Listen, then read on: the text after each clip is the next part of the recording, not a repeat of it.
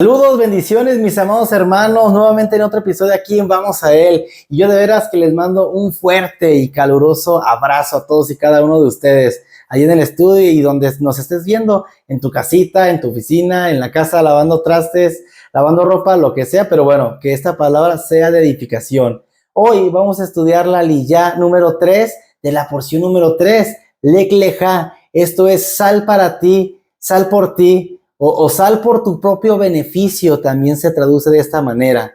Esta porción está situada en Génesis 12, del versículo 1 al versículo del capítulo 17, versículo 27.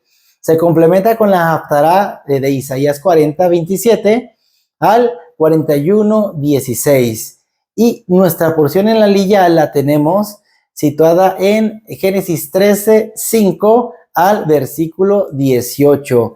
Y vamos a encontrar varias cosas muy interesantes, donde tiene que ver el esfuerzo acerca de nuestra visión, acerca de lo que nosotros percibimos y vemos. Pues si bien en esta liyá va iniciando acerca de una contienda que tiene Abraham con Lot. Y para recordar qué está pasando aquí, los voy a poner en contexto. Abraham fue llamado de la tierra de Ur de los Caldeos, donde escucha simplemente la voz del Padre, donde dice sal. Sal de tu tierra, sal de tu parentela, Lech Lecha, sal por ti, sal para ti, sal por tu beneficio. Donde él no sabía dónde iba a ir, él sale sin posesiones, sale sin nada, simplemente se va, se lleva nada más a su esposa y se lleva a su sobrino, el cual se presume que su padre había muerto y por esa misma razón, pues lo toma como si fuera su hijo. Él llegó a pensar inclusive que él sería el hijo de la promesa, aunque sabemos que no fue así. Por más que lo quiso y todo, aunque él no podía tener hijos en ese momento, él fue llamado por el Eterno mismo. Y aquí hacen los sabios algunas comparativas. ¿Por qué a Abraham se le llama? Y sobre todo para ser llamado padre de la fe. ¿Qué es lo que está pasando aquí? Hacen la comparativa con Noah. Noah se dice que él estuvo labrando la tierra y se dedicó a la agricultura, a la ganadería, pero sobre todo al viñedo, a todo esto. Vemos que él se emborracha, vemos que él se dedica más a él y dice que nada más él bebió del fruto de la vid, no dice que lo compartió, donde se dicen ahora sí que los sabios comentan que él no pudo ser capaz de liderar a sus propios hijos, que aunque para esta edad ya tenían más de 100 años sus hijos, ya estaban grandecitos, les faltó la instrucción, sobre todo a su hijo menor, Cam, que donde también ellos piensan y aseguran que no fue tanto Cam, sino más bien su hijo Kenan, quien fue el que va y viola a su abuelo, y por eso no maldice al hijo, sino maldice al nieto, o sea, al primogénito de él y a su descendencia, donde ahora esta descendencia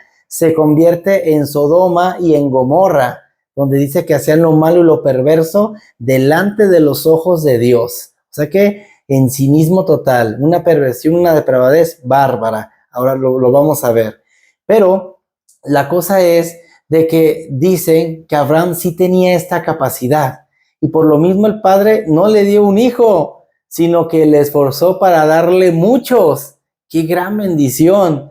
Pero claro, esto trajo dolor y él se esforzó y él trabajó. Y nuestra Haftará también de hecho nos habla acerca de esto. Los jóvenes se cansan, se fatigan, desmayan, pero el Señor da las fuerzas como un águila. Y así como el proceso del águila, que cuando el águila tiene que cambiar de plumaje, dura más o menos 6 o 7 meses, donde se encueva y golpea el pico una y otra vez, y es a estar a punto de morir. Pero si llega a vivir, llega con esas nuevas fuerzas. Y es lo que el Padre quiere hacer en nosotros, acompañarnos en el proceso donde parece que vamos a desfallecer, vamos a morir, pero todo trae un propósito, viene un fin atrás de todo esto. ¿Y quién es ese fin? Pues es Yeshua, es poder estar con Él y ese poder encontrarlo a Él. Porque ahora, si Abraham no hubiera visto solamente lo que él vio, ahora sí que con ojos que no podían ver, pero lo vio, lo creyó por la misma fe, lo creyó y fue fiel a ese llamado, porque él salió sin nada. Y durante todo ese trayecto, bueno, hubo gente que le ayudó, y le echó la mano, les cobijó y todo. Y cuando el Padre le dio riqueza, les engrandeció, pues él fue generoso y a cada una de esas personas les repartió un agradecimiento. Fue lo que hizo cuando él tuvo poder, empezó a hacer eso. Abraham, pudiendo hacer una tierra fuerte, una ciudad grande, un lugar como que si ninguno hubiera sido así, no vio lo terrenal, sino vio más allá. Su mirada estaba no en una morada física, sino en una morada celestial, porque así lo dice Yeshua, ¿verdad? Yo me voy, ¿por qué? Porque en la casa de mi Padre hay muchas moradas, y me voy para prepararles lugar, me voy para preparar ese camino. Y es lo que él estaba viendo más allá, no con el entendimiento natural, sino con un entendimiento sobrenatural. Y no es que entendiera todo, simplemente actuó en obediencia, actuó en esa consecuencia. Y por esa misma razón él fue bendecido, tan bendecido que inclusive su sobrino, es que lo tomaba como su hijo. También yo lo estaba pensando igual. Su sobrino Lot se vio beneficiado y tuvo muchos bienes. Y tantos bienes llegaron a tener que en este punto empiezan a pelear los pastores de Lot con los pastores de Abraham. Y le dice Abraham, no, tranquilo, sobrino. Mira, no es bueno que estemos peleando por esto. Somos familia. Mejor, ¿qué te parece si tú eliges un lado y yo me voy al otro? Si tú dices derecha, yo me voy a la izquierda. Si tú dices izquierda, yo me voy a la derecha. Pero no estemos peleando, no estemos contendiendo. ¿Y qué hizo Lot? A ver, aquí vamos a leer el capítulo 7, 8 y 9. Sí, aquí lo tenemos, donde dice, bueno, vamos a leer en el 10 para avanzarle. Y alzó Lot sus ojos y vio toda la llanura del Jordán, que es toda ella era de riego como el huerto de Adonai, como la tierra de Egipto en dirección de Zoar, antes de que destruyese a Adonai a Sodoma y a Gomorra. Entonces Lot escogió para sí toda aquella llanura del Jordán y se fue Lot hacia el oriente. ¿Qué cosas? Lot, ¿sabían ustedes que aunque en ese momento tenía demasiadas posesiones, porque dice que no podían caber, era mucho lo que tenían, pues también en parte fue muy bendecido? ¿Por qué? Porque le estaba estorbando a Abraham, le estaba haciendo mosca de alguna manera, porque Abraham pensaba que él le iba a heredar, pero no era así. Entonces, solamente cuando hubo ese distanciamiento, el Eterno se le aparece y le habla acerca de esa promesa, que le daría una descendencia como la arena, como el polvo de la tierra, incontables, grandes. Y entonces, pues ahora sí que en agradecimiento a Abraham, pues ofrece su tercer altar, su tercer sacrificio, su tercer corbán aquí. Ofrece un altar a Adonai.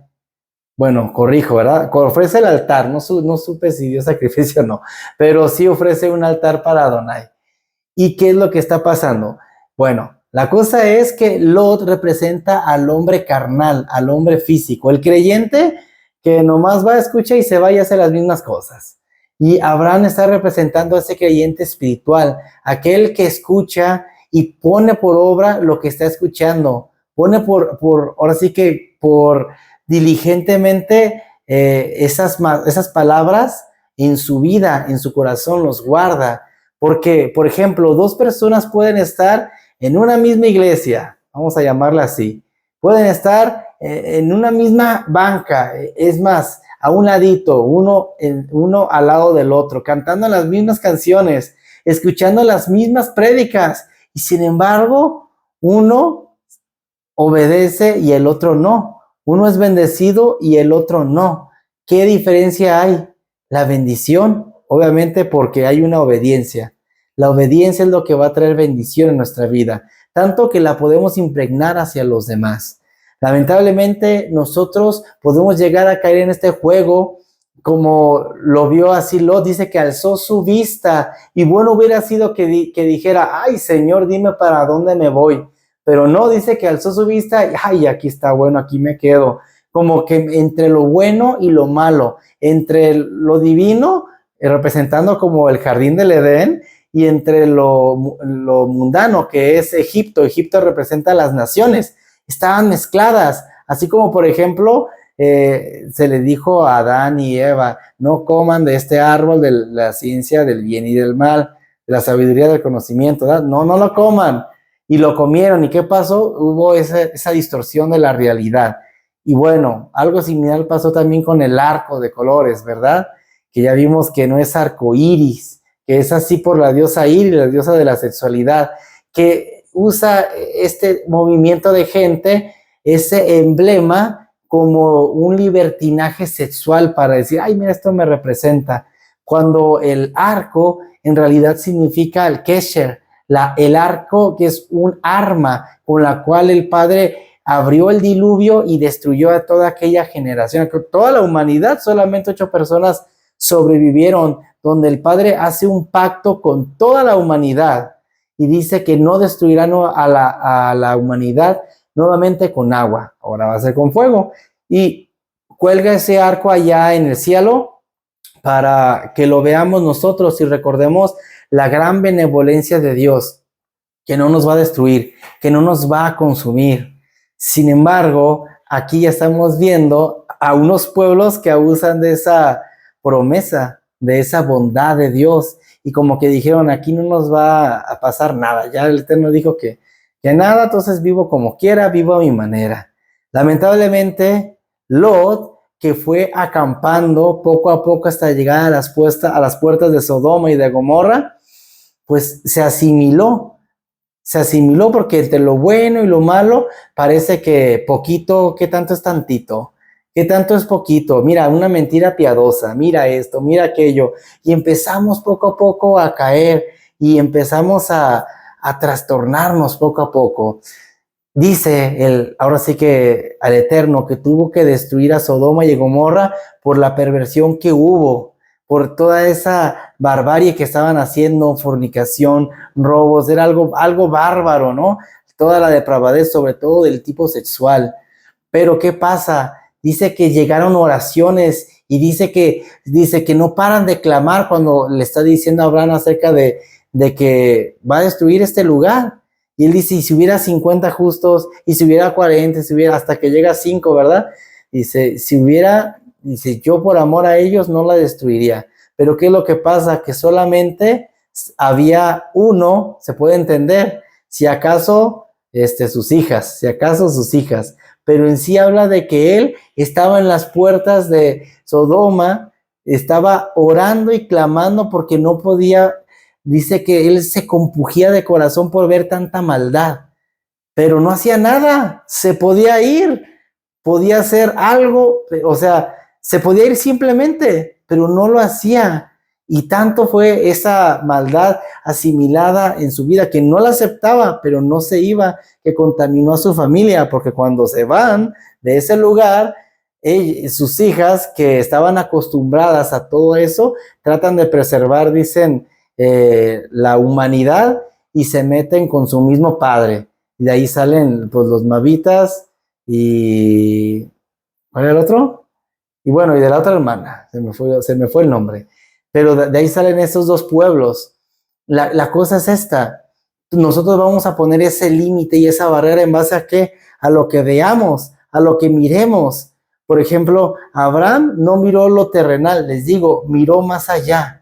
¿Y qué dice Pablo? Puestos los ojos en el autor y en el consumador de la fe. ¿Quién es? Yeshua HaMashiach, Jesucristo mismo, si lo quieren ver así. Pero puestos los ojos, que no nos vayamos, que no nos alejemos, que sea nuestra principal meta y prioridad en la vida. Pablo dice, yo no pretendo haberlo alcanzado, sin embargo, me sigo esforzando, sigo adelante, sigo.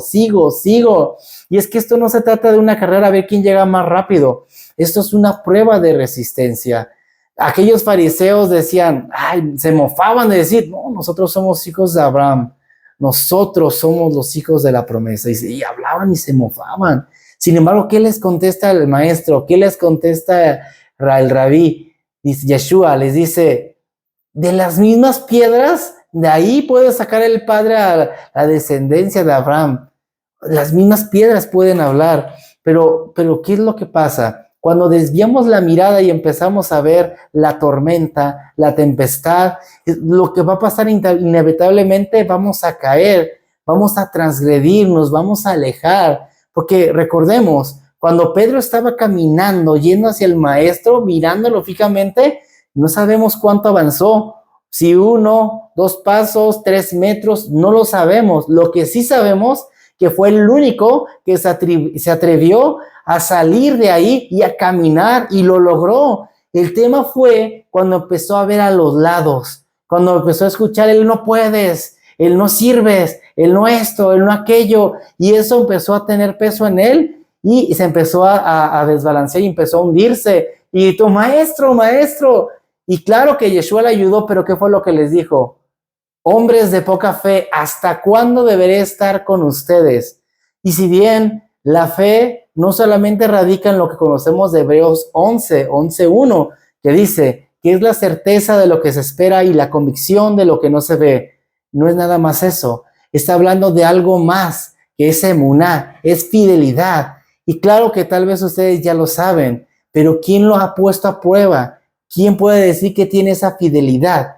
Porque la emuná, y de ahí se basa la palabra fe, que eso es más bien del griego.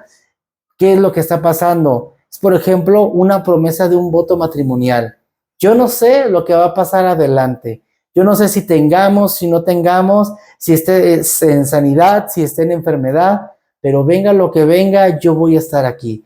Venga lo que venga, yo voy a estar fiel. Yo voy a cumplir mi palabra, yo voy a cumplir mi pacto, yo voy a cumplir esa obediencia con el Eterno. Porque el compromiso con el Eterno sabemos que se asemeja a un matrimonio, donde ahí hay una ketubá, donde hay unas obligaciones, pero cuando esto es consumido, ahora podemos participar de ese matrimonio en totalidad. Así que estas indicaciones que se nos dan por medio de la palabra, por medio de la Torá, son simplemente escalones para poder ir avanzando y salir de esas cadenas, salir de ese yugo de esclavitud. Y si bien la fe viene por el oír, claro que sí, por lo que hemos escuchado ya somos limpios, pero ¿qué creen? Eso se activa con las acciones, eso se activa con el hacer, porque de intenciones está pavimentado todo el infierno, ¿no? Hasta le echan así un filme bien duro, porque puras intenciones, puras promesas. Ahora sí que no pasa de eso.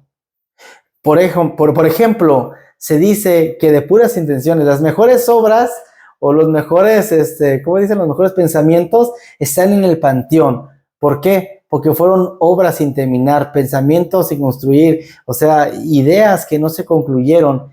Y a veces pasa eso así. ¿Por qué? Porque nos faltó creer en el propósito por el cual el Padre nos llamó. Porque cuando nosotros nos fijamos en la dificultad, en lo que se nos complica, empezamos a perder de vista a Yeshua, a quien no tenemos que quitarle los ojos, o sea, estar ahí al pendiente. Porque recuerden que cuando Eliseo le abre los ojos, bueno, ora para que los ojos sean abiertos de su siervo, de Jesse, que dice, ay Señor, ya vienen los asirios, ya nos van a matar, ¿qué vamos a hacer?